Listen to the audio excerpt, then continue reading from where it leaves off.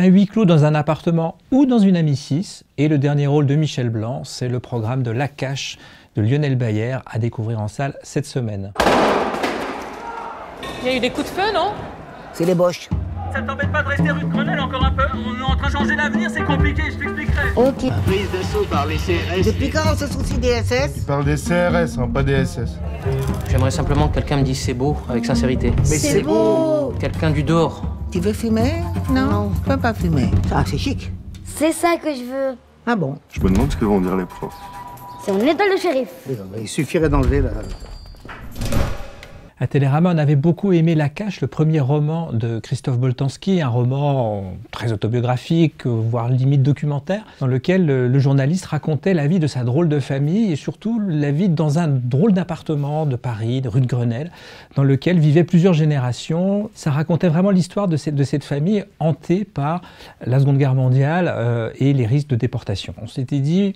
Ça va être très très difficile à adapter. Lionel Bayer a tenté de l'adapter et voyant bien que c'était quand même pratiquement mission impossible, il a pris une option vraiment radicale. C'est plutôt que de raconter toute la vie de cette famille sur un siècle, ce qui était au cœur du roman, il s'est focalisé sur une période très très brève, c'est mai 68. Moi, ce que je préfère dans le film, c'est quand on ne quitte pas cet appartement et qu'on les voit se resserrer les uns les autres, se tenir chaud, discuter. Pour moi, le film perd un peu dès qu'on en sort, c'est-à-dire la rupture du huis clos dans le dernier temps du film, on va dire, et qui est un peu plus lourdement émouvant, symbolique. Voilà, il faut savoir qu'ils dorment tous dans la même chambre, par exemple, qu'ils prennent leur repas au lit, à même la boîte de sardines, et que emboîter le pas au gamin, au petit Christophe qui a 9 ans dans le film, ça revient à lui tenir la main pour faire cette visite et se faire adopter par ces gens qui sont tous joués par des comédiens absolument merveilleux.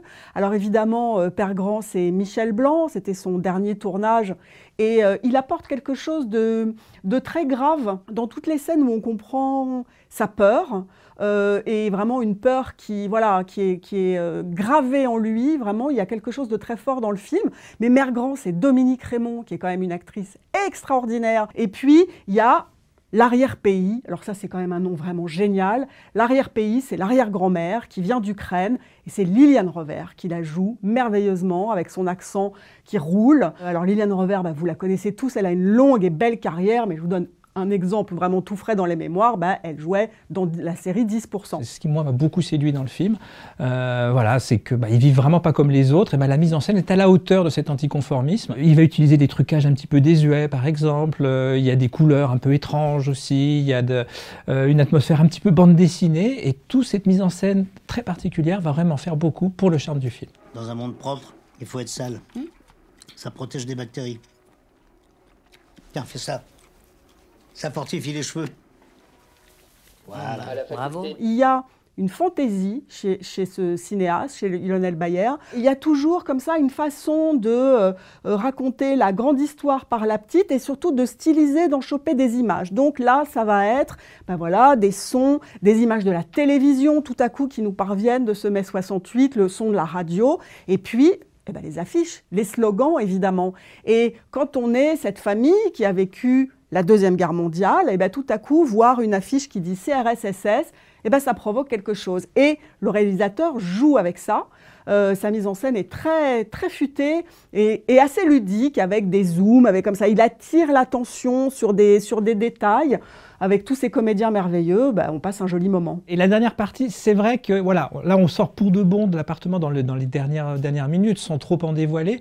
Moi j'avoue que l'émotion m'a un peu cueilli, et c'est aussi parce qu'on peut imaginer que c'est peut-être aussi la dernière scène qu'a tournée Michel Blanc, et comme dernière scène, comme fin de carrière, franchement, c'est quand même, on ne peut avoir que la larme à l'œil.